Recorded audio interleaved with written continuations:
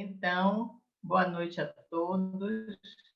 Nós vamos começar mais uma atividade do nosso seminário de formação permanente e dessa vez com o tema dos sonhos, que a gente tem mesclado com o tema da pandemia e o tema do terceiro encontro, 23º encontro também. E hoje nós estamos tendo o prazer de receber Isabel do Rego Barros Duarte, Rio de Janeiro, membro da EBP Bahia, que aceitou gentilmente o nosso convite, e ela vai falar sobre os sonhos, veredas para o inconsciente. Então, Isabel, a palavra é sua. Obrigada, Annalise. Pode começar. Está todo mundo me ouvindo? Só para testar um pouquinho a internet, estão me ouvindo bem? Então? Estamos lhe ouvindo. Ah, ótimo. Você fala um pouquinho mais alto, talvez aumenta um pouquinho o volume. Deixa eu ver. Senão eu boto talvez esse fone aqui. É porque eu prefiro. O fone é meio prisão aqui também, mas eu vou tentar. Vejam se melhora, tá? Agora tá bem, Isabel. Melhorou com o microfone assim? Tá ótimo. Bom, primeiro de tudo, queria agradecer, é uma honra estar aqui falando para vocês. Queria agradecer a Sônia e a Analícia pelo convite. Essa novidade, né, de ter esse mundo virtual e poder falar desse jeito assim para a EBP Bahia, de dentro da minha casa, é uma honra. Eu estou feliz de estar aqui. Primeiro, eu queria começar tentando localizar o histórico, que talvez em outras ocasiões vocês tenham também feito isso, né, nas outras discussões sobre sonhos, mas um pouquinho o que levou a gente até aqui, né? Depois, um dos textos que eu me baseei bastante para trazer o que eu preparei para vocês hoje foi a conferência que o Maurício Tarrabi fez nas Jornadas do Rio do ano passado, que foram sobre os sonhos. Ele nomeou de A Vida Sonha. Então, eu vou usar um pouquinho ele, mas só para, começando já citando, porque ele que lembra, quando eu estava lendo esse texto, relendo, né, porque eu assisti nas jornadas, ele lembra essa interpretação, que ele mesmo chama assim, tem um efeito de interpretação, que o Miller faz no final do Congresso de 2016 sobre o corpo falante. E eu vou já começar lendo aqui um pedacinho dessa citação do Miller, para localizar um pouco como é que a gente chega aos sonhos e por que a gente nossa comunidade tem se debruçado sobre esse assunto, né? Por que a gente se voltou para os sonhos. E aí o Miller diz que há 2 anos antes, né, em Paris, em 2014, ele girou a bússola para a direção do último ensino de Lacan e sugere como tema o inconsciente e o corpo falante. Aí ele diz, mas acho que podemos constatar que o esplendor do corpo predominou sobre o tema do inconsciente. A presença do termo inconsciente ficou completamente em segundo plano nesse congresso. Não sei se vocês lembram dessa virada que o Miller faz, como é de costume dele, né? Ele tem esse talento de fazer o nosso olhar virar, às vezes, 180 graus para o outro lado, quando a gente está seguindo uma coisa para a gente acordar um pouco. Eu tomo assim, né? Como uma interpretação que tem um certo efeito de despertar. E aí, a partir disso, dessa interpretação, a gente se vira para as formações do inconsciente, né? E aí, o tema desse congresso de 2020 seria, se não fosse pela pandemia, seria isso. Seria não, foi, né? Estamos aqui trabalhando sobre isso, então e foi o sonho, sua interpretação e seu uso no tratamento lacaniano. E aí a gente se volta para esse tema. Aí a gente se pergunta, né? 120 anos depois, que é outro texto também que eu me baseei, que é o da Marie-Hélène Russe, que está no site do Congresso, que é um dos textos de orientação, que ela se pergunta, deixa eu só ler o nome do texto para vocês. O artifício avesso da ficção, o que há de novo sobre o sonho 120 anos depois. E aí a gente se pergunta, 120 anos depois, primeiro, as pessoas ainda sonham? Depois, elas levam os seus sonhos para análise? Depois, esses sonhos, se elas levam para análise, lhes fazem enigma, né? Elas estão levando como um enigma para elas. A pergunta, no final das contas, é se o sonho é a via régia para o inconsciente, né? É essa a pergunta que se ainda é a via régia para o inconsciente. Que o sonho, que os sonhos são levados para análise, que eles fazem pergunta para os sujeitos que os sonham, sim. Eu acho que mais ou menos a gente tem a experiência de que, sim, os sonhos ainda são material da análise 120 anos depois. Ainda causam pergunta para quem os sonha, para os sonhadores, e são material de análise 120 anos depois, sim. Mas talvez o que a gente tenha mais que se perguntar é se nós, analistas, hoje, estamos sabendo usá-lo como via para o inconsciente. Eu acho que é essa um pouco a pergunta, né? Depois eu vou usar duas referências. Quer dizer, essa ideia do uso vem também, já dá a dica no próprio título do Congresso de 2020, que é não apenas, a pergunta não é só sobre o sonho, o que é o sonho, o que é interpretar um sonho, mas que uso do sonho no tratamento analítico, no tratamento lacaniano. Por um lado, a gente, como a Marie-Hélène Russe nesse texto, ela faz um trabalho de um certo inventário, ela diz, né, dos testemunhos de passe aos quais ela teve acesso ali no momento, ela faz um certo inventário e constata uma série de coisas que eu queria recolher. Ela diz, não há nenhum testemunho de passe onde não haja relatos de sonho. Em todos, segundo ela, 100% dos testemunhos. Isso, se a gente para pensar um pouquinho nos que estão na nossa cabeça, a gente vai saber, né? Tem inclusive os sonhos que apresentam certos significantes de final de análise, né? Quando a gente para pensar, vem alguns na cabeça. E aí o que ela diz, ela se debruçou mesmo, pegou cada testemunho e diz, não há nenhum testemunho de passe que não tenha um relato de sonho.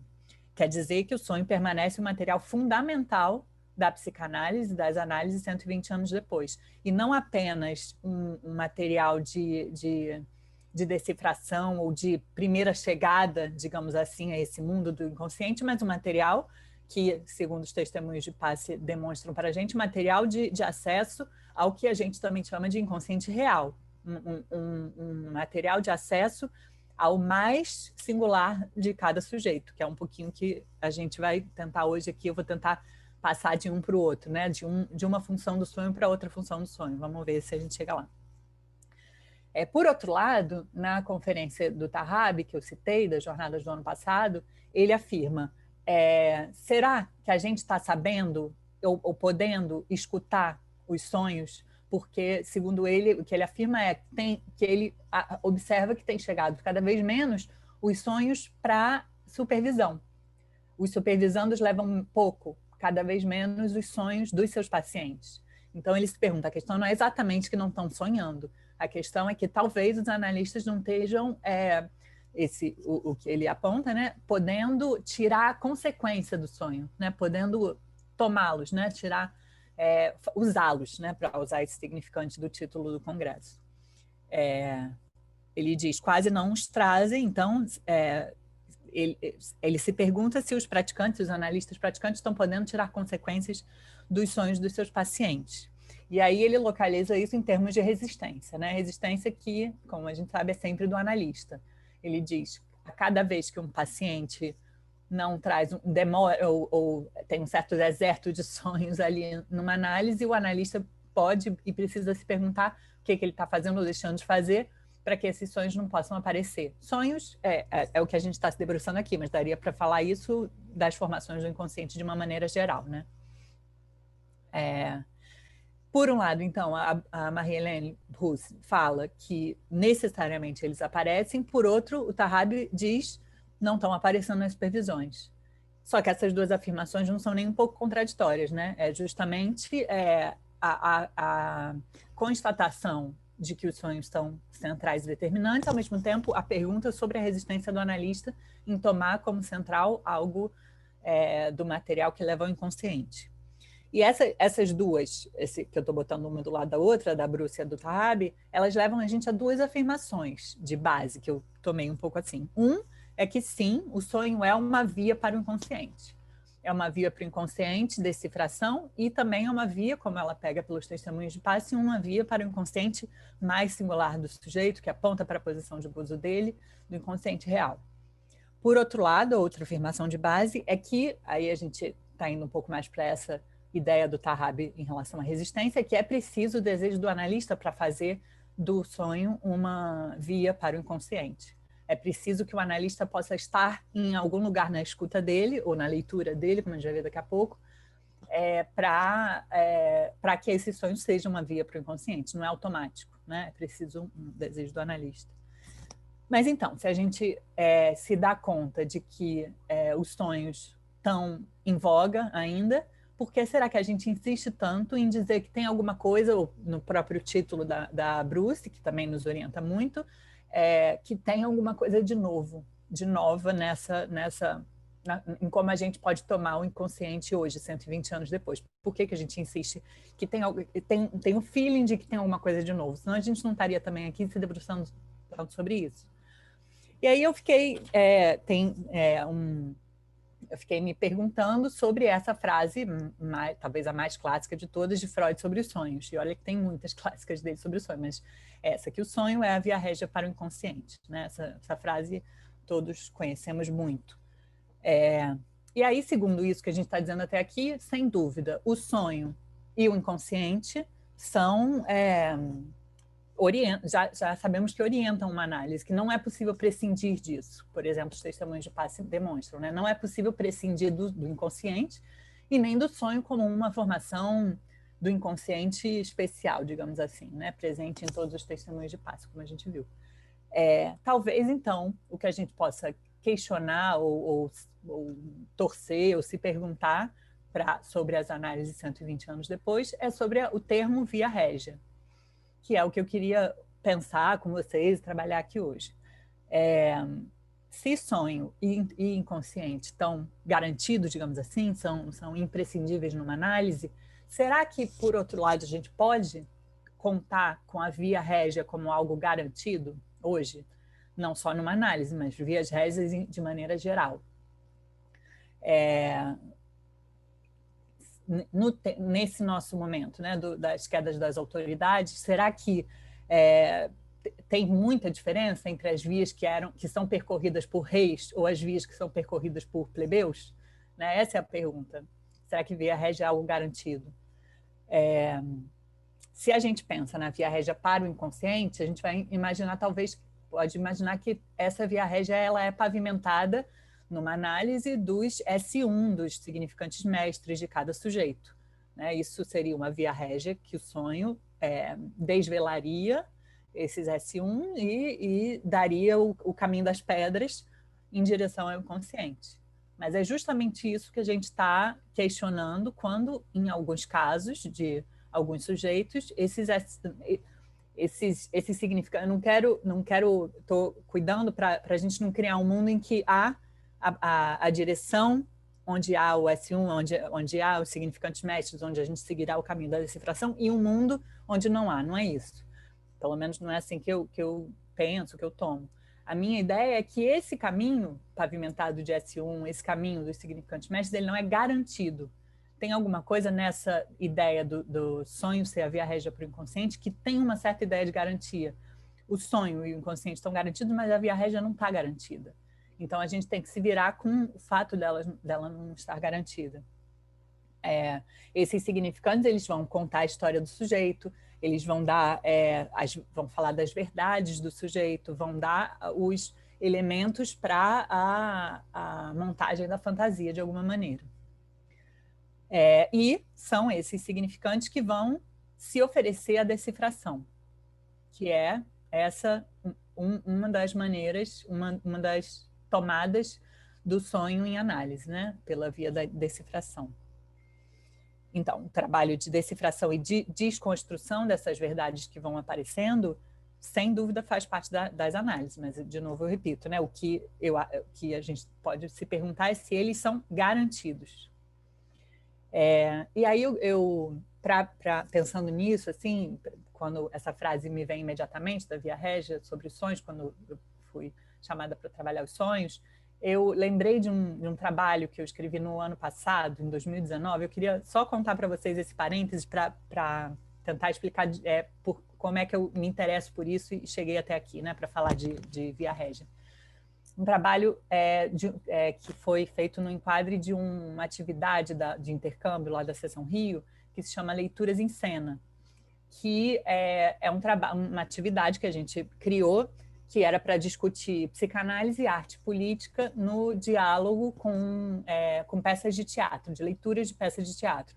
A gente fez uma parceria com uma companhia de teatro, fez várias discussões com eles, etc. Foi super interessante.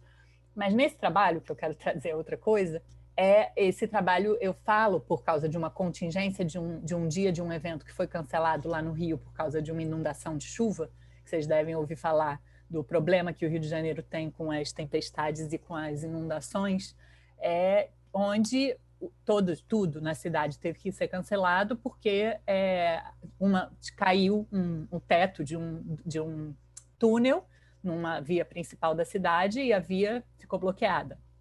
E aí tudo na cidade foi cancelado. E a frase naquela época era: fique em casa. Fique em casa para sua proteção, por causa da chuva, etc, etc. Então, nessa mistura de real ali da natureza, de uma tempestade terrível, como é comum no Rio de Janeiro, com um descaso político, algo que a gente repara que poderia, em vários sentidos, talvez ser evitado, etc, etc. O fato é que tem uma certa desertificação ali do nosso entorno e as vias régias naquele dia são bloqueadas. E aí, nessa discussão, nesse trabalho, eu me pergunto sobre, então, quais são as veredas possíveis quando as vias régias são bloqueadas. Hoje, mais de um ano depois de maio do ano passado, que foi quando aquele Fique em Casa apareceu, hoje o Fique em Casa para a gente tem aqui, nós estamos todos frente a um computador, um celular, alguma coisa assim. O Fique em Casa ganhou um lugar de slogan, de palavra de ordem, né, na verdade. E que é sério, porque é para nossa proteção, etc. Mas hoje a gente não tem nem como questionar sobre as vias régias, porque a gente se questiona se há vias de qualquer maneira, porque todas as vias régias estão mais do que bloqueadas. Me chamou muito a atenção essa ideia do Fique em Casa, já está presente desde o ano passado aqui no Rio, nessa história das inundações. Então, a gente claramente não conta mais com nenhum tipo de via régia, né? Não tem nenhum rei, nem nada perto disso que possa garantir alguma via para a gente. Então, aí é que vem a pergunta. Então, o que sobra para a gente garantir o trânsito? O nosso trânsito, o trânsito das análises. E aí é que Guimarães Rosa vem para responder um pouco, para dar uma dica. Veredas, né? Essa ideia um pouco que eu botei no título dessa apresentação de hoje. Quando as vias régias estão bloqueadas, será que a gente pode construir veredas para garantir o trânsito, para não sucumbir diante desse Fique em Casa, que esse Fique em Casa possa ser vida e não morte, né? Digamos assim. Aí eu peguei a definição do dicionário de vereda, que é caminho estreito, senda, sendeiro, caminho secundário pelo qual se chega mais rapidamente a um lugar, atalho. Quer dizer, não tem passagem de rei, não tem S1 pavimentando o caminho, não tem nada disso, nenhuma garantia. É alguma coisa que é secundária, menor. Aí na nossa leitura de Grande Sertão, que é a minha paixão, é um caminho sempre mais perigoso, sempre mais incerto, sempre é um caminho que se produz na medida em que ele é percorrido, no final das contas. Para o Riobaldo, vou usar um pouquinho aí Guimarães Rosa, que me orienta, além de Freud, Millet, estou aqui citando, e Guimarães Rosa é um dos meus gurus também.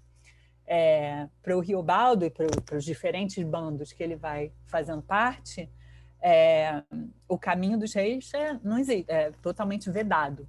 Por um lado, a gente poderia dizer que é por causa da lei ali com letra maiúscula, que se ele andar por alguma via maior, ele é preso, ele é um fora da lei.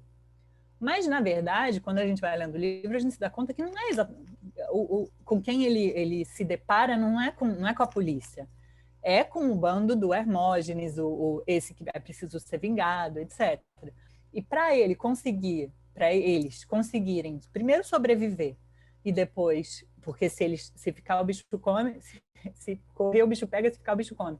Primeiro sobreviver e depois chegar à sua meta de vingar o Joca Ramiro e matar o Hermógenes, eles se deparam com a única possibilidade, que é atravessar o liso do Sussuarão. Não sei se vocês se lembram, mas eu vou contando um pouquinho. O liso do Sussuarão, que é algo impossível de se atravessar, é algo que todos morriam, era algo muito, muito perigoso. E eles decidem atravessar o liso do Sussuarão, só que lá não é que eles escolhem não ir pelas vias régias, é que não há nenhuma via régia. Nesse deserto de vias régias, eles só têm a possibilidade de criar as próprias veredas. Mas criando, ao longo da história, as próprias veredas, e é nesse percurso que eles vivem, que eles amam, que eles gozam, que eles fazem a vida deles. Ele, né, o Reobaldo que a gente acompanha. Tanto no que ele conta, nas veredas que ele percorreu no liso do Sussuarão, como nas veredas do relato dele. Né? Quando ele está contando a sua história, ele vai contando, tomando veredas, parando ali, indo por ali. Na medida em que ele vai contando a história dele pelas veredas dele, alguma coisa se demonstra da posição, da pergunta de sujeito central dele, da vida dele. Fui um pouco longe demais, me empolguei com isso, mas só para dar uma certa imagem do que eu estou tentando criar como clima, do que eu entendo como veredas, que vai numa direção diferente da via régia, quando a via régia não é garantida nem um pouco. Então, voltando aos sonhos, vamos retomar. Quer dizer, mais uma vez, a tomada do sonho pelo seu aspecto de oferecimento à decifração do sentido ignorado, ela ainda está presente nas análises, não é que não está. Da mesma maneira que quando eu falei, os sonhos estão, várias cabecinhas fizeram assim. E da mesma maneira a gente vai dizer, o sonho sim ainda se oferece à decifração, sim ainda há pergunta, ainda há enigma, ainda há verdade a ser construída. Mas talvez, assim como as vias régias, porque tem ali a Avenida Presidente Vargas com os nomes dos reis, né?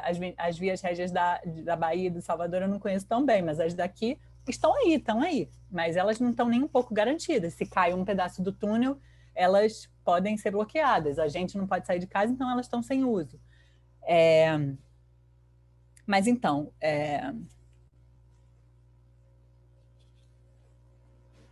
o que a gente está questionando é isso, esse aspecto da via régia como garantia. A gente não pode garantir hoje nas análises que os analisantes que trazem sim os seus sonhos, eles estão ali dispostos a decifrar seus sintomas, seus sonhos, seus atos falhos, suas formações do inconsciente. Também não é certo que de um relato de um sonho, por exemplo, vão aparecer significantes mestres. Também não é garantido isso. Garantido não é.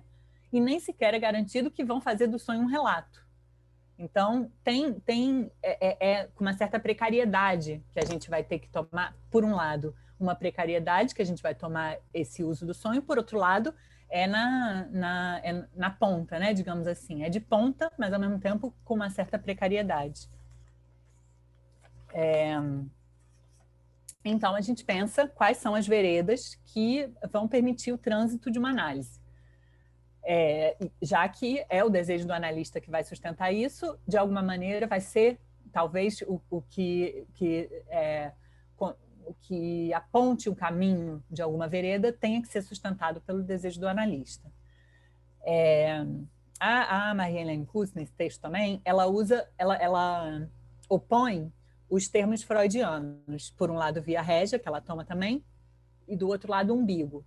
Ela opõe da via régia o outro termo freudiano também, que é umbigo. Bom, que todos conhecem. O que ela vai dizer é isso. Rapidinho, eu vou também ler essa citação.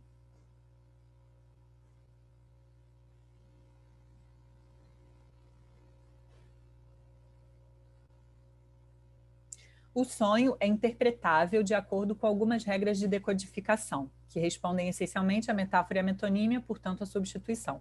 Esse é o lado via régia, diz Bruce, do inconsciente freudiano. Mas também o sonho interpreta, é o seu lado umbigo. Ele interpreta o traumatismo inaugural, aquele do momento em que o sujeito e o objeto coincidiram, em sua diferença abolida. De um lado, a via régia, assentada sob a ditadura louca do sentido, que é sempre servil, como mostrará Lacan.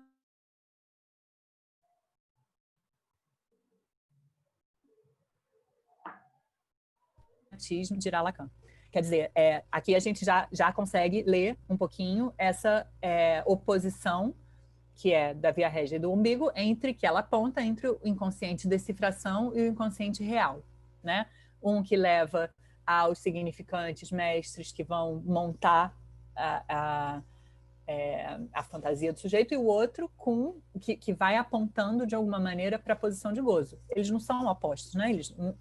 Por exemplo, também uma maneira de chegar a esse, como vários passes mostram também, a esse furo, esse traumatismo é através da via da decifração, né? É possível chegar através dessa via, mas, como eu estou repetindo, porque é essa ideia que eu estou ao redor com ela, ela não é garantida, essa via. Então, por um lado, a Bruce diferencia a via régia do umbigo, e aí eu estou fazendo as oposições como essa, da via régia da vereda, via régia umbigo, como ela chama, e o Miller ele dá outra dica para a gente, que é no texto Ler um Sintoma, que não sei se vocês estão com ele na cabeça, mas ele diferencia a escuta do sentido do sintoma, mas que a gente poderia usar isso para as formações do inconsciente também, de uma maneira geral, do sonho inclusive, a escuta do sentido do sintoma para a leitura do fora do sentido do sintoma. Então, ele diz que ler um sintoma é privar dessa via da decifração. Peraí, que eu estou com as minhas notas no papel, estou com as citações no celular. Ler o sintoma, diferente da escuta do sintoma que ele tenta diferenciar, é privar o sintoma de sentido. Sair da lógica da interpretação edipiana, do quadro edipiano, que vai no sentido, digamos, do nosso principal universal, né? Digamos assim, é alguma coisa nossa via régia da psicanálise, a via régia que começava a aparecer quando se falava de um sonho, para o Freud chamar o sonho de via régia do inconsciente, era Édipo, era isso, era a história edipiana de cada um. E aí o Miller diz, quando se desloca a interpretação do quadro edípico em direção ao quadro borromiano, localizando aí o inconsciente real, é o funcionamento mesmo da interpretação que muda e passa da escuta do sentido à leitura do fora do sentido. A palavra, ela sempre vai trazer uma nova interpretação. A escuta vai sempre trazer uma nova interpretação, uma nova. E a disciplina da leitura, diferentemente, em vez de inflar o sentido, ela aponta para a materialidade da escritura. Quero guardar essa expressão, materialidade da escritura. A letra, enquanto que ela produz o acontecimento de gozo que determina na formação dos sintomas, né? Vai para a matéria-prima, né? A materialidade da escritura, em vez da palavra que vai levando uma a outra infinitamente até o umbigo, que é o que o Freud localiza como limite, né? Depois o Miller também vai falar nesse texto. Freud vai e localiza no umbigo do sonho e nos restos sintomáticos, porque aqui o Miller se debruça sobre os sintomas, não sobre os sonhos. Ele diz stop, como diz o Miller. Ele para nos restos sintomáticos, mas parando nos restos sintomáticos, ele já aponta que esses restos sintomáticos apontam para outra coisa. E as análises lacanianas não param, não dizem stop nos restos sintomáticos. Seguem, fazem deles a matéria do inconsciente. A matéria, localizam nesses restos sintomáticos a matéria real dos sintomas, dos sonhos, daria para dizer, dos atos falhos, etc.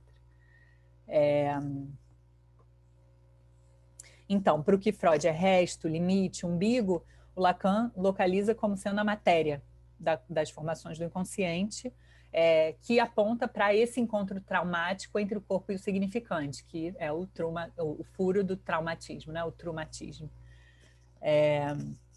O Tahabi, nesse texto também que eu citei na conferência dele do ano passado, nas jornadas da ET Rio, ele fala também mais ou menos disso, mas usando algo que para mim me pareceu muito clínico, assim, que é mais palpável assim da clínica, E ele diz, ele valoriza, em vez de ser a interpretação pelo sentido, ele fala pelo lado de uso da interpretação, talvez até inspirado pelo título do congresso.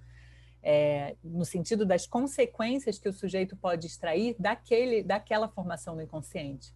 Ele diz, os sonhos são, como uma formação do inconsciente, são um acontecimento do inconsciente. É interessante isso, né? Porque aí a gente não toma apenas como uma via através da qual se chega no inconsciente. O sonho como um acontecimento do inconsciente. Nesse sentido, ele seria usado, aí essa pergunta sobre o uso, para, tirando consequência dele, se aproximando, pegando-me da leitura, se aproximando do que ele apresenta ali, em loco, no corpo do sujeito, inclusive. Os testemunhos de passe são muito ricos nisso, porque quase todos os sonhos, principalmente os sonhos mais perto do final de análise, trazem sempre um acontecimento de corpo próximo, né? Se a gente também parar para pensar rapidamente, assim, tem alguns na cabeça. Então, essa ideia do acontecimento do sonho como um acontecimento do inconsciente, apontando ali para algo da posição de gozo do sujeito. E aí eu também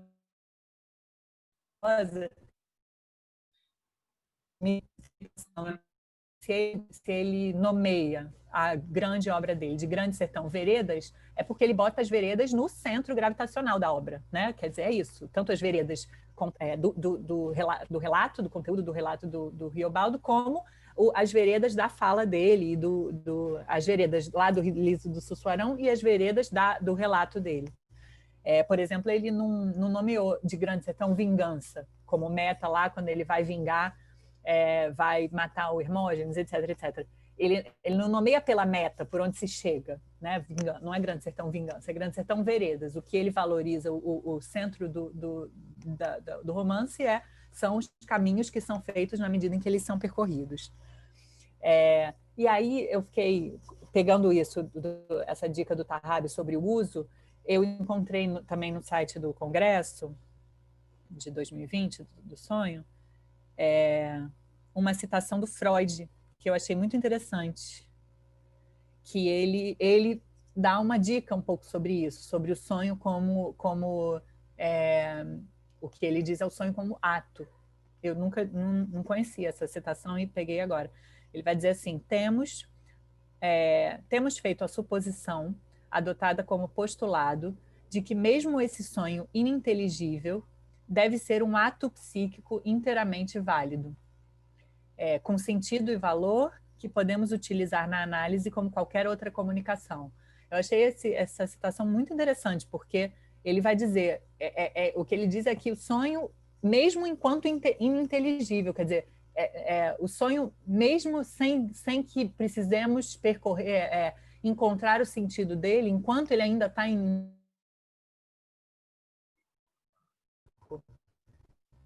um valor de ato. Nesse sentido, eu achei muito próximo do que o Tarrabi fala, como sendo tomado pelo uso e não pelo sentido, né? Alguma coisa do acontecimento do inconsciente ali, quando se traz um relato de sonho para análise. Já adianto que eu vou, no finalzinho, dar um exemplo para que isso não fique também muito... Um exemplo que me veio na cabeça, para que isso não fique também muito abstrato, né? Então, temos, por um lado, a via régia e do outro umbigo, como resto e limite da interpretação. Depois, da escuta do sentido à leitura do fora de sentido, que quando Miller dá um outro estatuto bem diferente, ele não diz stop diante, nas análises lacanianas, não diz stop diante dos restos sintomáticos. Estou retomando. Então, por um lado, via régia e umbigo, por outro, escuta do sentido, leitura do fora do sentido, e depois, acontecimento do inconsciente. São essas três direções, as três vias, né, para falar. A vereda, enquanto ela é criada, enquanto ela é percorrida. A partir daí, nos perguntaríamos sobre o uso. E aí, para terminar essa parte mais teórica, depois eu vou falar, eu nem sei, não estou acompanhando meu tempo, Analícia, também você me dá uma dica se precisar correr, mas só vou falar um pouquinho, uma última coisa e depois vou para esse exemplozinho de um fragmento. Tá, Tá? tá mais ou menos no tempo, mas dá para você falar essa parte que você quer. Fala de novo, Annalisa, que eu não estava te ouvindo. Correndo você já está, mas dá para você falar essa partezinha que você quer, viu? Sem problema. Tá bom. Tá bom.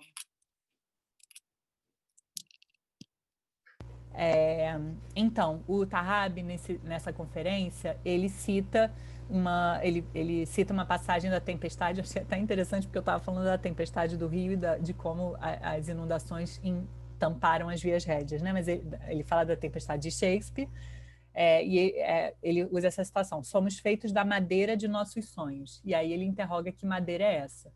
E do outro lado eu apontei aquela expressão que o Miller usa, que é da materialidade da escritura, quando fala da leitura, que a leitura é a leitura da materialidade da escritura.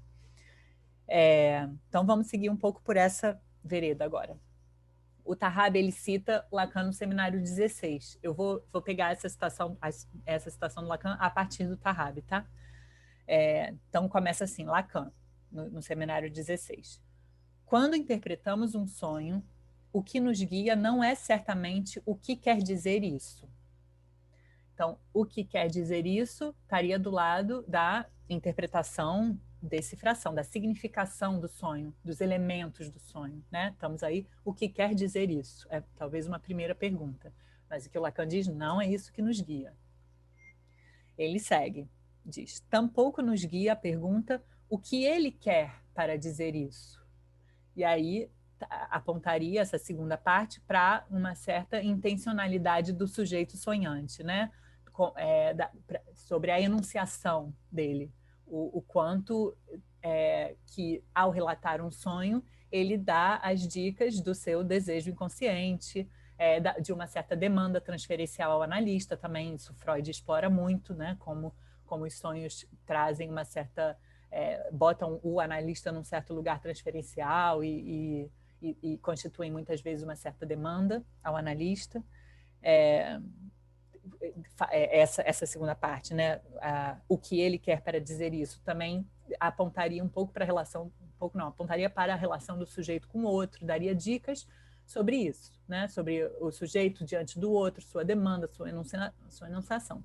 Mas Lacan ainda diz, tampouco nos guia essa pergunta, o que ele quer dizer, o que ele quer para dizer isso, né? Ele fala, tampouco é o desejo inconsciente que nos guia quando vamos interpretar um sonho.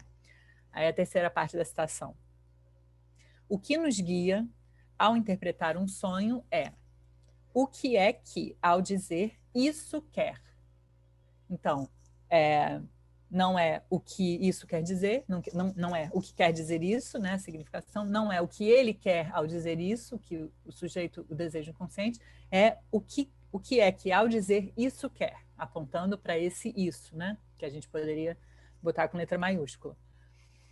Quer dizer, não é mais a mensagem cifrada, não é o desejo inconsciente, mas isso.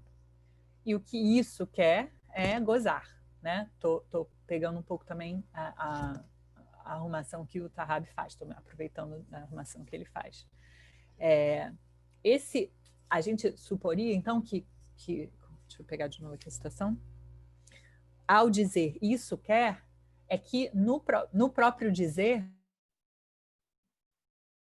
ideia do acontecimento do sonho como acontecimento do inconsciente, ao dizer isso goza, né? Do sonho como dando como o próprio relato do sonho sendo ali um acontecimento do inconsciente que aponta não no caminho, mas que encarna talvez algo da posição de gozo do sujeito, algo desse isso para cada um.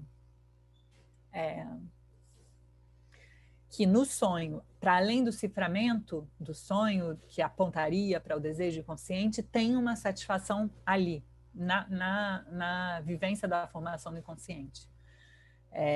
Para além do aparato, isso é como o Tahab coloca, né? Por trás do aparato de sentido do sonho, tem um programa de gozo que se realiza. De novo, vou apontar uma coisa. Esse por trás é sempre cuidadoso, né? Para a gente não ter a ideia de que tem ali sempre a decifração em primeiro lugar e depois aparece, por trás, né, da decifração aparece o gozo. Às vezes, e é isso que eu estou questionando aqui, talvez vou tentar trazer com esse exemplo clínico rapidinho, às vezes essa sem ser por trás, não tem por trás, né? Não tem a via régia e a outra. E é só, ou é nada, ou é a vereda que se produz ao percorrer.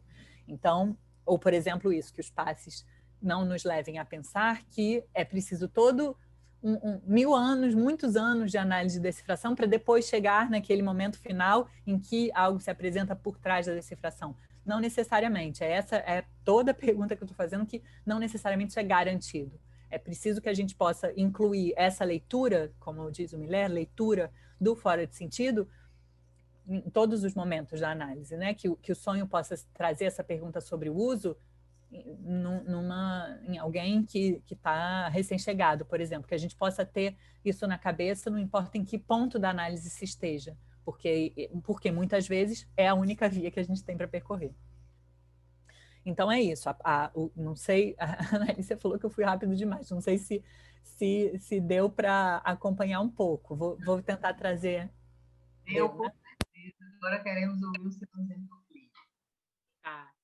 Vou trazer para ver se ajuda ou se atrapalha. Vamos ver, depois vocês vão me dizer na hora da discussão. O que eu escolhi trazer como exemplo clínico foi, na verdade, por uma contingência, porque quando eu estava trabalhando, pegando o texto do Tahabi, trabalhando para trazer isso aqui para vocês hoje, na mesma semana, numa supervisão, uma supervisanda trouxe um sonho de um paciente. E aí eu achei muito curioso, porque justamente o Tahabi estava falando como isso tem sido cada vez menos frequente, né? Que apareçam nas supervisões os relatos de sonho. E como apareceu numa supervisão, eu escolhi pegar esse, não importa porque, assim, esse sonho, na verdade, não tem nada de especial, mas eu quero usar ele para, justamente, aliás, porque ele não tem nada de especial, porque ele não é um sonho de um final. Eu escolhi não trazer um sonho de um final de análise de um passe, que são riquíssimos, mas eu escolhi trazer alguma coisa bem cotidiana para testar um pouco essa hipótese, né? Que eu estou pegando e trazendo aqui para vocês hoje. Então, se trata de uma jovem de 19 anos que traz, logo que chega para análise, traz essa história. Uma história que edipiana, digamos assim, onde tem uma mãe que ela mora com a mãe, foi criada pela mãe, e o pai muito ausente, que todas as tentativas de contato com o pai é ela que faz, são as queixas dela, né? Ela que faz todas as tentativas de contato com o pai, e a mãe muito, muito invasiva, ocupando espaço demais, o que vai aparecer depois no sonho, e ela com medo de que a mãe morra se ela se afasta demais, sem muito espaço para sair, para fazer o que ela quer, etc. É mais ou menos essa a queixa dela. Em relação a isso do pai ausente, dela fazendo, os pais separados, né? E ela fazendo todo o movimento para encontrar o pai, ela diz, por exemplo, que ela tem 2 irmãs, por parte de pai de outros casamentos, e ela diz, eu não sei porque eu não tenho a atenção dele que as outras irmãs têm. Eu não sou nem a mais nova, nem a mais velha, não tenho nada de especial, e mesmo assim eu sou a que não tem a atenção dele tanto, eu sou a que menos tem a atenção dele. Ela sobre a relação com os homens, ela fala de relações abusivas e vem bem com esses termos muito contemporâneos, muito atuais também, em relação a masculinidade tóxica, relações abusivas, isso que são que a gente poderia chamar de significantes mestres da nossa época, mas que vêm, digamos assim, um pouco secos, né? Um pouco assim, sem uma certa passagem por uma historização dela como sujeito, né? Vem como uma coisa meio seca, meio pronta, prêt-à-porter, digamos assim. E aí ela diz que numa dessas relações ela chama de um estupro que ela sofreu de um namorado, e ela dá essa dica para a analista, que é a minha supervisanda, ela dá essa dica dizendo que ela largou a análise anterior porque a analista questionou essa palavra estupro e se perguntou se essa palavra estupro não era forte demais. Então mais ou menos isso, rapidamente, né? Não vou trazer o caso, só o sonho que eu queria trazer. E o sonho é o seguinte, o sonho é uma frase. Uma mãe aranha gigante que ocupa todos os espaços. É um sonho que ela, na verdade, não relata como um sonho de angústia, mas é um sonho, digamos assim, também talvez, um sonho condensado, né? Como os sonhos são, condensação. Mas é isso, então um sonho condensado, uma mãe-aranha gigante que ocupa todos os espaços. Sonho bastante literal, a gente poderia dizer, em termos edipianos, né? Essa seria uma via, sim, na boca do gol. Mas que, por alguma razão dessa descrição dessa menina, dessa mulher de 19 anos, ela dava certas dicas para a analista de que essa via não colaria muito com ela. Não colaria dizer, por exemplo, que essa mãe-aranha está ali, sei lá, mãe crocodilo, né? Está ali com a boca aberta e faltou o pai para trazer o graveto que vai segurar a boca do crocodilo aberta, etc. Para isso, essa via seria uma via de uma interpretação, de uma decifração possível do sonho. Talvez tivesse efeitos, mas por alguma razão esse sujeito dava uma por aí. Esse trabalho eu retomei porque na hora eu não pensei nisso tudo, né? Mas que a direção que a gente chegou na supervisão, que eu fui um pouco por aí, não foi essa justamente do literal quase de piano do sonho, mas da dica que esse sonho trazia da posição de gozo dessa menina. E aí o que me pareceu bem marcado é que nesse sonho que ela diz, a aranha, mãe-aranha, ocupa todos os espaços, o que parece que é o que ela faz na vida dela é gozar desse cantinho, desse restinho de teia, de um cantinhozinho ali que pode ter passado desapercebido para a aranha. Então, tem isso um pouco ali. Entre as filhas que ganhavam a maior atenção do pai, ela tem ali um espacinho, né? Onde ela encontra o pai, onde ela liga para o pai, ela tem ali uma relaçãozinha pequenininha no cantinho de teia, consegue ter uma relação com o pai.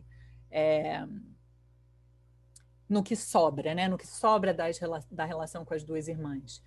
Outra coisa que eu não contei, mas que a minha supervisão traz, né? Que já é o relato do caso que a supervisão é uma coisa específica, né? Mas o que ela traz é isso, é que outro tema que ela traz para análise é que a vida inteira na escola era uma escola em que se valorizava muito a beleza física das meninas, todas as meninas muito bonitas, e ela se achava feia, né? Não sobrava muita coisa para ela, e ela ganhava um espacinho ali sendo boa aluna. Então tem ali uma coisa de um espacinho, era o restinho, era o que sobra, um espacinho que sobra, ela está ali. Tem alguma coisa disso que aponta para, nesse relato de sonho, que é apenas uma frase, aponta para onde ela está. E aí isso dá uma dica, eu tomei assim, entendi assim, como uma certa dica de uma direção também que a analista poderia tomar na transferência. Em vez de ser aquela, como ela deu a dica que a primeira analista foi, né, e fez ela terminar a análise, em vez de ser aquela que vai vir fazer balançar esses significantes mestres que secos, como eu chamei, que seguram ela de alguma maneira, em vez de ser aquela que vai buscar a verdade, por exemplo, por trás do que ela está chamando de estupro, essa analista não tinha feito isso, e aí ela já estava, essa paciente já estava começando a questionar um pouquinho qual é a responsabilidade dela nessas relações abusivas, mas nunca foi balançado isso pela analista atual. Então, em vez da analista vir, digamos assim, de cima e catar o que tem por trás, ou o que eu usei como metáfora, ela vir com uma lupa ali no cantinho que essa paciente está na teia, no restinho de espaço, a analista vir com uma lupa para achar o que está por trás, o que está ali, o que seria decifrável, ela poder se colocar na transferência no cantinho também, do ladinho dela no cantinho. Porque vai ser preciso que, em vez que ela escute com uma lupa, ou que ela bote um aparelho de ouvido para escutar melhor o que ela tem a dizer, que ela possa ler o que esse insetinho pequenininho numa teia só pode escrever num papelzinho pequenininho, menorzinho ainda, tudo minúsculo. A analista ela só vai poder ter acesso a essa escritazinha minúscula de um inseto minúsculo se ela se fizer minúscula também. Se ela vier com uma lupa, ela não vai ver nada, ela não vai ter acesso a nada. só vai encontrar um fechamento do inconsciente no final das contas.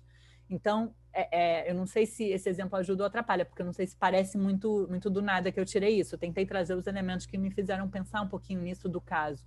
Mas a impressão que eu tenho é isso, é que uma leitura que dissesse essa mãe-aranha, inclusive a ideia que é a mãe-aranha, eu nem sei se foi do sonho mesmo ou se foi no relato ou na sessão de análise que ela chegou a isso, não sei dizer. Acho que não sei se ela falou.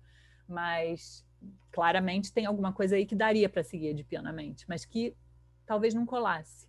E essa outra leitura que marca uma posição de gozo ali em loco, quando ela conta isso, ela faz isso, ela goza disso como um acontecimento naquele momento, dá uma dica e uma direção do lugar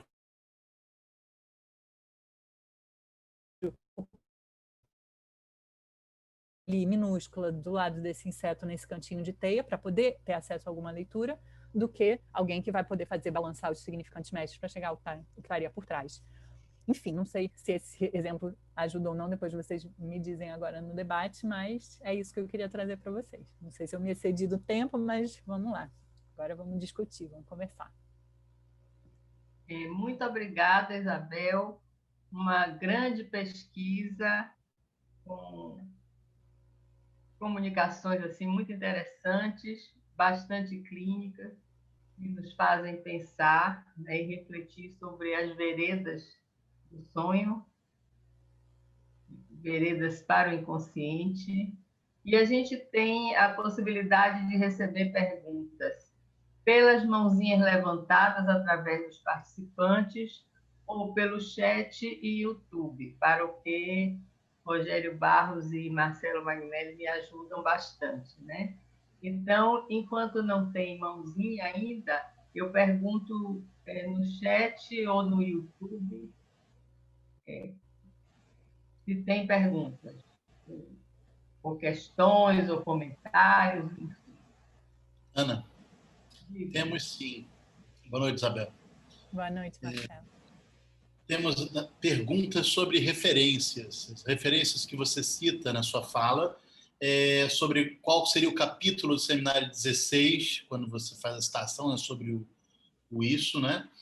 E qual seria o título do texto de Tahabi. Tá.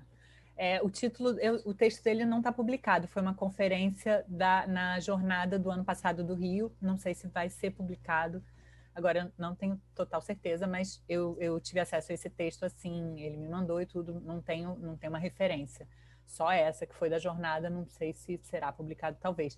E não vou ajudar muito a responder essa pergunta, na verdade, porque a referência no seminário 16, eu peguei pelo Tahabi, não deu tempo, não consegui chegar no seminário 16 para achar. Então, eu não sei dizer que capítulo tá, porque o Tahabi me mandou um texto que não está com as citações arrumadinhas, foi um texto falado na conferência, então eu não sei essa citação. Posso ficar devendo, se alguém quiser anotar meu e-mail e me pedir por e-mail, eu vou catar, vou procurar, até porque me interessa para eu tentar transformar isso que eu falei hoje num texto, e mando depois a citação, mas hoje vou ficar devendo, não tenho.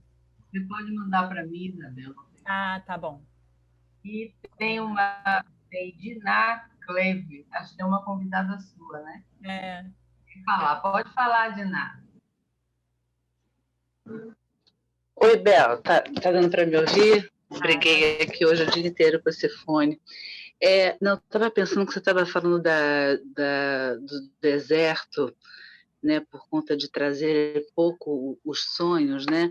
Mas estava pensando também porque, assim, para o sonho ter um impacto para o paciente, trazer para ele viver o sonho como um acontecimento, né, e trazer o sonho como uma pergunta, tem alguma coisa também de ter uma historicização, né, uma narrativa também na fala desse paciente, né? E tem alguma coisa que tem vindo assim muito, quer dizer, assim, não sei como é que tem sido na experiência também da escuta de vocês, mas de algumas coisas muito monolíticas, né? De alguma coisa assim muito eu sou isso, eu não posso permitir aquilo, porque senão isso vai dar errado, assim, assado assim, e uma lenha até ter alguma narrativa que tenha um sentido, assim, desenhado alguma coisa assim que a pessoa entenda que estava acontecendo, quer dizer, entenda, suponha, né, estava acontecendo isso na minha vida, então por isso reagi assim, aconteceu assim, assado, para que o sonho venha e tenha um impacto, tipo, caramba, o que que é isso, né? E venha uma pergunta, porque você estava falando de vias régias, né? E eu fiquei me perguntando se essa via régia do sentido, né, do sentido comum mesmo, né, assim, da suposição, que tem faltado muitas vezes, né, quando na narrativa dos pacientes, e aí o sonho vir com esse impacto de um acontecimento, com esse, meu Deus, alguém anotou a placa, né, o que que é isso, para poder vir com uma pergunta e mobilizar isso, né, é uma via régia também que não tem sido percorrida, né, que tem todo um caminho para talvez voltar àqueles restos que estavam lá atrás, não sei, pensei assim um pouco se você queria falar um pouco sobre isso. E também, Bel, a conferência do Tahab, eu acho que dá para localizar pela Rádio Lacan, no podcast, né? Verdade. Alguém escreveu no chat, aí eu botei isso, eu só não sei acessar agora junto com...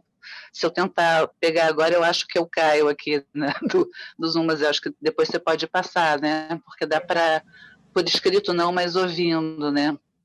É uma boa dica que você dá. Então, a referência do Tahab, que chama A Vida Sonha, tá na Rádio Lacan. E a do Lacan eu mesma vou catar, porque o Tahab não cita, eu vou pedir para ele se ele já tem pronta e mando para vocês.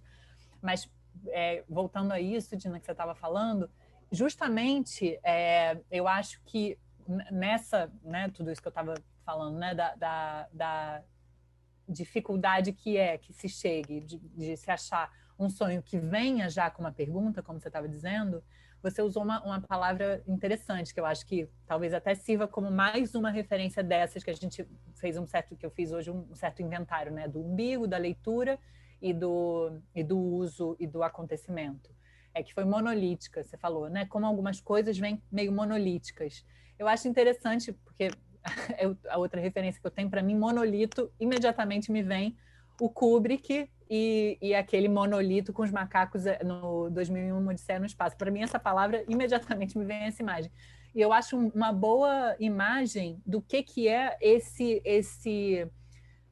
por exemplo, não dá para dizer que aquele monolito ele venha como um significante mestre que vá isso inclusive é uma angústia, né, do filme, que a gente está assistindo, a gente está esperando que em algum momento aquilo se... Mas não... Tem toda a cena dos macacos, depois corta e vai para outra coisa.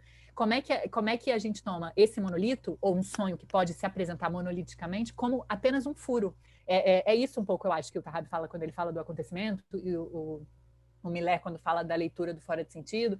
É como se esse monolito que aparece nos sonhos que não trazem pergunta nenhuma, viesse como reeditando esse momento do furo, do traumatismo, o momento do furo que dá a dica do momento em que a posição de sujeito e a posição de objeto de cada um coincidem, como a Bruce aponta aqui. É o momento em que o significante e o corpo se encontram, né? É como se cada vez que aparecesse um sonho desses monolíticos sem pergunta, mas que, se o sujeito traz para análise, algum impacto teve, né? Mesmo que ele não transforme esse impacto em pergunta para se oferecer a decifração, esse impacto, e é isso eu acho que eu entendo como uso, como acontecimento do inconsciente, esse impacto, ele reedita o encontro traumático do significante com o corpo. E aí é como se o analista, em vez de questionar, perguntar, entender, decifrar, ele agarra. Eu penso um pouco assim. É isso um pouco que eu quis dizer com essa analista ficar do ladinho desse insetinho minúsculo diante da aranha. Ele só agarra, ele agarra. Tem alguma coisa aí que se marca, que se segura um pouquinho, para talvez manter o inconsciente aberto um pouquinho mais, né? Toda essa referência também do Seminário 11. Não sei se isso fica claro, mas para mim a ideia do monolítico é um pouco por aí. Alguma coisa que só fura e que não está ali aberto para a interpretação para dizer o que está por trás. O analista não vai dizer para o sujeito o que é isso, o que é esse encontro dele do significante com o corpo. Ele só vai né, agarrar, tomar como alguma coisa central. YouTube. Me parece que, não sei se você já teria respondido, Isabel, mas a pergunta de Ivone Maia me parece que vai nessa direção. Ela diz que no texto Lê o Sintoma de Millet, ele fala do analista como ajuda contra o inconsciente e pergunta se você poderia relacionar como é que a gente pode pensar em relação às duas vidas, as duas vias, veredas e umbigo. Uhum. Parece que é disso que você fala. Tá, fala de novo. O analista contra... Isso. Deixa eu... Mudou aqui. Sim. Se você poderia relacionar como podemos pensar em relação às duas vidas, veredas e umbigo, isso do analista que ajuda contra o inconsciente. Uhum. O analista que ajuda contra o inconsciente. Uhum. Ela vai pesquisar no texto, ler o Sintoma do Millet. Não estou com isso na cabeça, não. Teria que retomar o texto do Millet para pegar isso do analista contra o inconsciente. O que eu improvisaria aqui, porque eu não estou com essa referência na cabeça, é que é preciso que para poder tomar, de alguma maneira, o Guimarães Rosa me orienta de novo, de alguma maneira, para poder tomar a via das veredas, é preciso que se tenha uma certa escolha também aí, né? Eu acho que no exemplo clínico que eu trouxe, talvez ajude um pouco a pensar, porque seria possível, sim, assim como a outra analista questionou o estupro, seria possível tomar essa aranha e perguntar sobre a mãe, sobre o pai, o que é, cadê? Seria possível. É preciso, o que eu entendo é que é preciso fazer uma escolha que bote esse caminho para fora, que uma escolha que tire de cena, que não escolha esse caminho. Talvez isso seja o analista contra o inconsciente nesse sentido, né? Que seja uma escolha contra o caminho da decifração para poder usar e construir as veredas de alguma maneira nessa outra via, né? Não sei se é por aí. Eu pensei, Isabel, algo parecido com o que você está dizendo, porque se o sonho é uma interpretação do inconsciente, isso Lacan traz no Seminário 11, então esse é o inconsciente intérprete, interpretável, inconsciente transferencial. A análise vai contra essa interpretação, quer dizer, vai desinterpretar o sonho para chegar a esse ponto mais ligado ao real, mais próximo ao real. Então, parece que o analista é contra o inconsciente nesse sentido, o inconsciente intérprete. Quer dizer, ali onde tem uma certa construção tijolo a tijolo da fantasia, o analista vai no sentido da desconstrução, né? Desbastar um pouco, de fazer vacilar esses S1, né? E o que a gente vê um pouco também nos relatos de fato, que você se referiu, tem algo dessa natureza, quer dizer, os sonhos são referidos, mas eles são desconstruídos na análise. E o caminho é sempre esse, né? O caminho da desconstrução. YouTube, alguma questão, Rogério? Aqui, Isabel, vou passar para você. É uma questão de Bruna Rebouças. Ela diz: assim como os causos iniciais relatados por Riobaldo na obra, que trazem consigo um encadeamento na trama narrativa, podemos estabelecer algum paralelo com o inconsciente estruturado como uma linguagem? Me parece que é essa a pergunta. A trama narrativa, o inconsciente como linguagem, para pensar as veredas. Eu acho que é bem a minha pergunta, e por que eu uso esse por que na verdade isso é o romance da minha vida, eu amo, tudo eu cito o Guimarães Rosa, mas porque eu acho que esses dois níveis estão presentes na obra. E também dá para escutar Grande Sertão Veredas ou ler Grande Sertão Veredas. Eu tenho essa impressão. Então, é possível, sem dúvida, né? Ele dá muitos elementos da trama ali, tem o romance, tem o amor, tem a relação um pouco, as dicas que ele dá também da história de vida dele, ele fala um pouco da infância. Se a gente quiser pegar essa obra e organizá-la e montar ali alguma coisa, a gente consegue pegar elementos ali em que a gente monta um pouco uma novela edipiana, é possível. Mas não é isso que está ali. Não é isso que a linguagem que o Guimarães Rosa usa faz, né? A linguagem que ele usa não permite que a gente leia, que a gente escute, pegando essa diferença do Miller, que a gente escute essa obra apenas na sua linearidade. Essa obra ela é feita de... o relato, a maneira como ela é escrita, ela é feita de veredas, né? Isso que eu acho, por isso que ela serve tanto para entender, para mim, né? Ela me serve bastante para entender o que é isso, que é preciso que alguma coisa ali da posição, que eu entendo, né? Da posição ali do Riobaldo, que ele está ao redor, naquelas não sei quantas páginas, da pergunta sobre Deus e o diabo, por exemplo, da pergunta sobre o que é o bem, o que é o mal, o que é o amor, essa pergunta, ele vai dando um pouco a dica da posição dele ali também, um pouco de objeto diante desse Deus-diabo, e sem que ele precise, ele se faz a pergunta várias vezes, mas em nenhum momento ele responde. Ele vai contando um pouco o que eu leio, né? Ele vai contando a travessia dele, que é a última palavra do livro. Ele vai contando a travessia dele, o atravessamento dele, e vai desenhando um pouco essa posição. E a maneira poética como se escreve vai dando a dica também dessa posição dele, um pouco de objeto da sua história, e não apenas a gente não vai lendo apenas com os significantes mestres que montam, mas ela digamos assim, para usar o que a gente estava falando agora há pouco, é uma história que já vem meio desconstruída, ela já é meio em pedacinhos, né? Pela própria maneira como a linguagem do Guimarães Rosa é usada. Um pouco como eu entendo, não sei se serve. Agora, me parece interessante isso que você traz, eu gostei muito da sua intervenção, que é enfim, uma certa separação entre o que se escuta e o que se lê.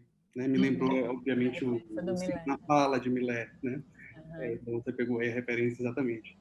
E é interessante que nesse próprio texto de Miller ele fala que Freud, quando falava do sonho, o que estava escrito o tempo inteiro, o que estava posto o tempo inteiro era a escritura. Né? E é interessante, porque aí a gente pode pensar, como você trouxe também, né, no seu percurso, uma via régia, por exemplo, inconsciente. De pensar o inconsciente como uma certa, e a interpretação também do analista, como uma certa tradução em termos sexuais, e pensar no verniz da leitura em uma outra coisa. Né? Essa palavra tradução ajuda mesmo, é verdade. Eu fiquei pensando aqui, Isabel, a partir da sua intervenção, curioso, porque é uma coisa que eu estou investigando um pouco. Você falou do Isso Fala, né? Que eu acho bem interessante. E, bom, a gente podia pensar também Isso Mostra, a partir do sonho. O sonho se faz a partir de imagens. Né? O que eu fico pensando é se isso que mostra não está dado a ler. Né? No momento em que, quer dizer, é isso, o sonho é sempre o seu relato, né? O sonho aparece em análise, ele é feito de imagens, mas ele sempre chega a partir do seu relato, né? Como é que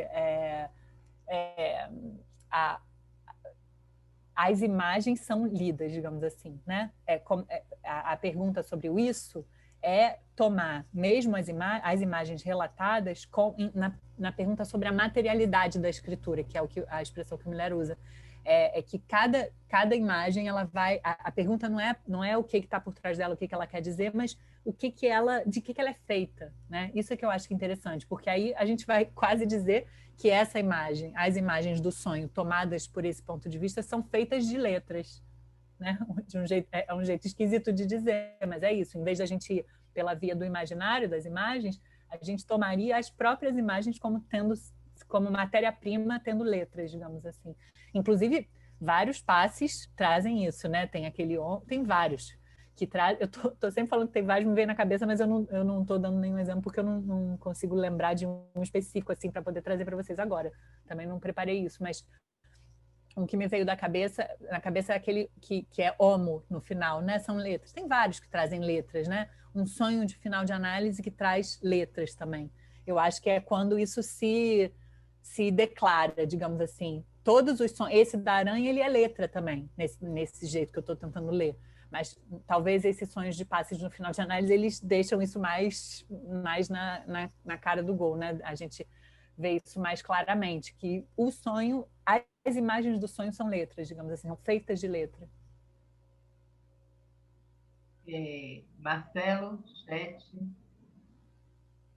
Fátima Sarmento queria fazer um comentário. Ela escreveu aqui no chat. Foi.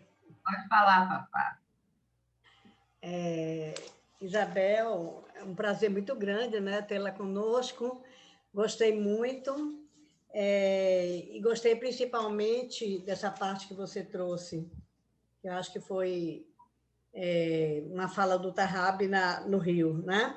O sonho como acontecimento do inconsciente, onde você traz aí a questão da aproximação com o corpo, né? E também aponta para o gozo.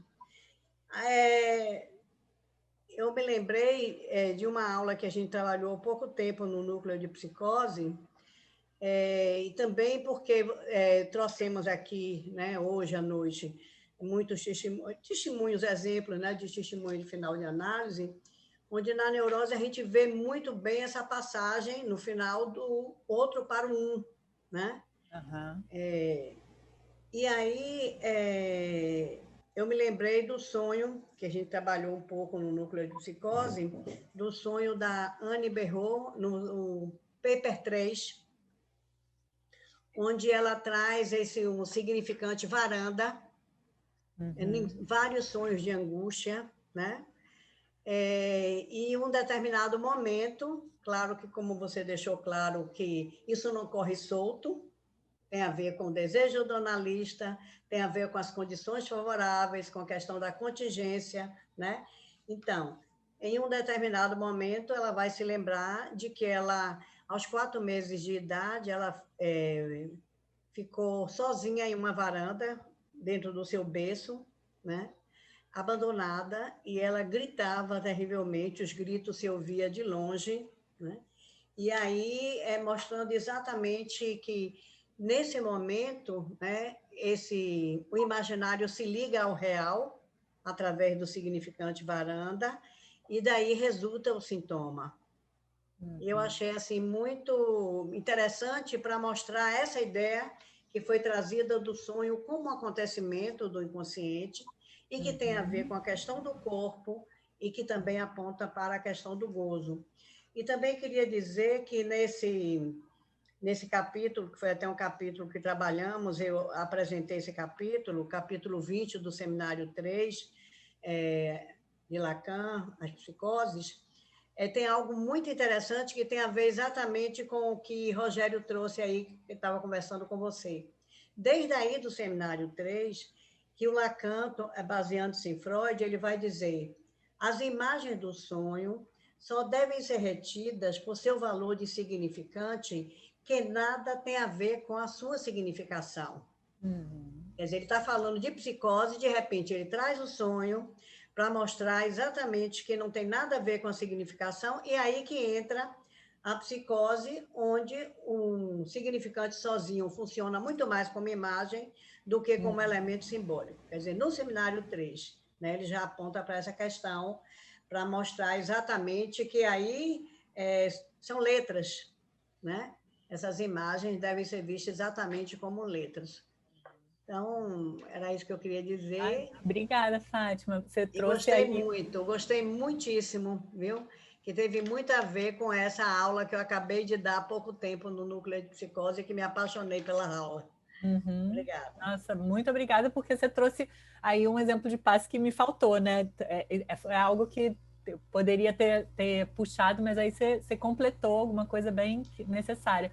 Quer dizer, é isso, a gente pode ter esse significante, essa varanda, em vez de tomar exatamente como, então a varanda é importante porque quando ela era pequena, o pai abandonou, a mãe abandonou, a mãe que nunca é suficiente, etc, etc.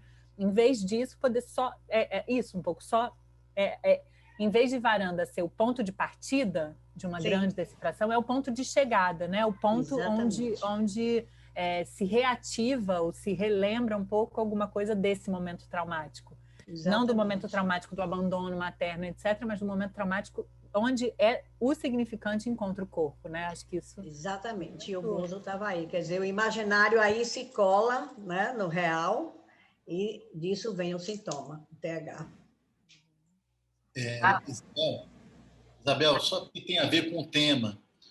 A Eliane Brandão, aqui no YouTube, pergunta se a varanda seria da ordem da interpretação, pela via da materialidade da letra, como algo que fica fora do sentido. Uhum.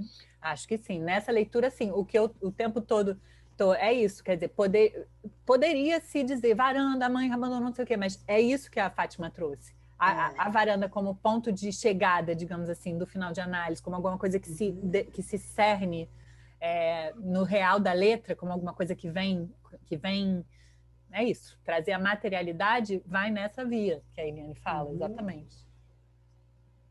Mas o tempo todo eu fico tentando puxar, porque é isso, não é automático, né? Não é alguma coisa que varanda, então é isso. Então é preciso que haja um analista com o seu desejo também que possa sustentar que varanda seja o ponto de chegada e não se abrir para mais e mais interpretação, porque essas interpretações seriam infinitas. É possível, sim, que varanda se dê a mais interpretações. Cada uma das palavras que a gente conhece também dos finais de análise, que tem várias, né, que vêm, elas também poderiam se dar a mais interpretações de decifração. É preciso que alguma coisa ali se dê, é preciso que um basta se dê no sentido disso, que aí eu acho que está sustentado pelo desejo do analista também, de dizer que aí é um ponto de chegada, né? E não que isso se abra a mais interpretações. Pablo.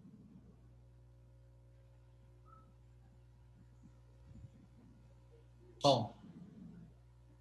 Está sem som, Pablo. Bota o som no aparelho, que você está desmutado. Alô, agora? Agora vai. Tá bom. Vou agradecer a Isabel pelo o passeio pelas as veredas e Pelo grande sertão dos sonhos. Indo para o sonho do caso que ela trouxe. Poderíamos dizer que no lugar da estrada, da via régia, né? Teríamos uma vereda real, onde só se orienta o caminho se o analista sabe ler a bússola que o paciente dá, indicando o caminho que ele suporta, não indicando que tem que ir pela via do cantinho, um exemplo, e que se faz a vereda só se o analista sabe ler isso e consentir e orientar-se como se tivesse algo, não se o singular de cada caso para que se construa a vereda de uma análise. Acho que sim. Teve uma hora que cortou, eu não sei se você disse isso, mas o que eu entendi é que essa bússola que você falou seria o desejo do analista, né, de alguma maneira. Não sei se isso você falou, mas porque teve uma hora que cortou. Mas, de alguma maneira, é isso, a gente poder pegar essa via. A colocaria mais do lado do sintoma, do analisante. A bússola é o sintoma do analisante e poder ler a bússola como orientador está do lado do desejo do analista. Uma pergunta, se a vereda é feita mais pelo trabalho claro que com a orientação do analista, mas que o monolito, que o indicador da estrada sai do dizer do analisante. Sim, Sim, sim, acho que sim. Tá me vindo na cabeça aquele exemplo do Orfeu, né? Que é quando ele... Ai, gente, agora estou em dúvida das referências. Do Orfeu, quando ele desce ao mundo dos mortos para recuperar a sua amada, e ele tem que andar confiando, né? Que o Lacan dá esse exemplo. Ele tem que andar confiando que ela está voltando atrás dele. Se ele olha para trás, me veio na cabeça esse exemplo. Quer dizer, é preciso o desejo do analista ali, de alguma maneira, empurrando, talvez, mas o que faz a via, o facão, a peixeira que precisa ir cortando o caminho vem do sintoma do analisante, concordo, acho que sim. Agora, você tinha falado outra coisa. Ai, peraí, que eu ia fazer um outro comentário do que você estava dizendo. É isso, é porque também, se não houver, digamos assim, esse empurrão para dizer vai, para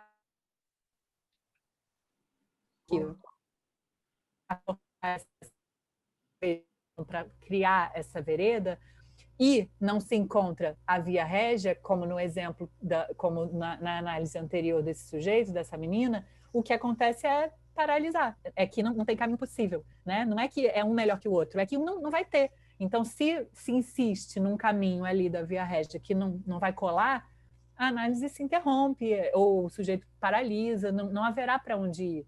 É preciso que tenha um certo empurrão para que o analisante também tenha coragem de ir com a sua peixeira criar um caminho que não existe, né? Então, se não tiver mais perguntas no chat YouTube, nós chegamos ao final. Agora temos tempo para fazer mais uma pergunta, se tiver, ou um comentário. Se tiver no YouTube ou no chat. Na verdade, eu tinha uma observação para fazer, Isabel. É interessante quando você pega o tema do isso, né? Do isso fala. Na verdade, você fala que você faz uma outra referência do seminário 16. Isso goza, que quando, ao dizer, isso goza, né? Goza, né?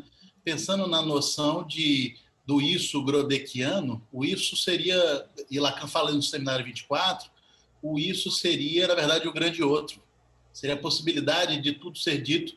E ele vai dizer lá, no final das contas, o isso não fala nada. Ele aproxima menos, obviamente, do A e muito mais do S de abarrado, né? Do furo. Me parece que é o que você acaba aproximando. E também para retomar a ideia... Porque a fala estaria do lado da escuta, digamos assim, né? A ideia do que isso fala seria o isso se oferece à escuta. E aí entraria em jogo todo esse aparato de sentido. A ideia de que ao dizer isso goza, acaba, né? Corta um pouco e vem o furo e corta o que seria a infinitização. Desculpa, vai continuar. E nessa direção que você acaba de falar, né, da leitura e da tradução do sentido possível, o Lacan, no Seminário 3, para retomar também o que Fátima falava, desse trabalho que a gente vem fazendo, tem o Lacan vai falar do nome do pai justamente como a via principal, como a via régia.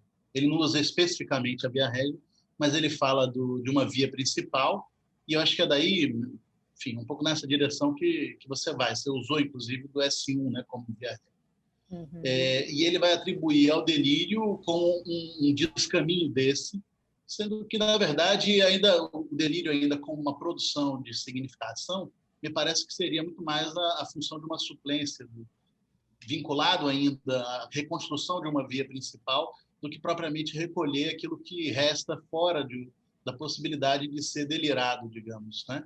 Que acho que estaria próximo desse resto que você fala do neurótico também, né? Que cai fora. Talvez a gente até pudesse falar aqui da mesma maneira que tem um certo deserto, né, dessas vias, das vias régias e da leitura possível dos sonhos desse jeito, também os grandes delírios também não são muito a solução atual dos nossos pacientes psicóticos, né? Não é muito por aí, né? Não são os grandes delírios, sou o Salvador, eu sou Jesus Cristo, né? Não sei se é muito por aí, né? São mais essas pequenas construções sintomáticas dos cantinhos ali de cada um, né? Ótimo. Isso. Diga, Marcelo. É isso. Então, caso tenham ficado algumas questões, ou vocês puderem printar e mandar, aí eu mando para a Isabel. Ah, legal, tá ótimo. E eu fico devendo a referência do seminário 16, vou ficar devendo. Tá ótimo. Assim a gente vai conversando. Tá ótimo. Eu queria agradecer de novo, né, também, queria do convite e foi um super prazer conversar com vocês. Foi bem legal, assim, me debruçar sobre isso me interessou, me aprendi muito e agora conversando com vocês também vocês trouxeram perguntas e referências que me ensinaram mais ainda. Obrigada. E como você faz parte da comissão científica, você vai voltar numa das nossas atividades preparatórias, né? Então, aguardamos em breve e agradecemos também mais uma vez, tanto em nome próprio quanto em nome da Seção Bahia, a sua intervenção, a conversa animada que suscitou, e nós ficaríamos aqui mais tempo se não tivéssemos parar nesse momento, tá? Então, um grande abraço. Tá ótimo. E um bom abraço, obrigada. Obrigada a vocês. Um beijo. Beijos. Beleza, Beto. Obrigado. Tá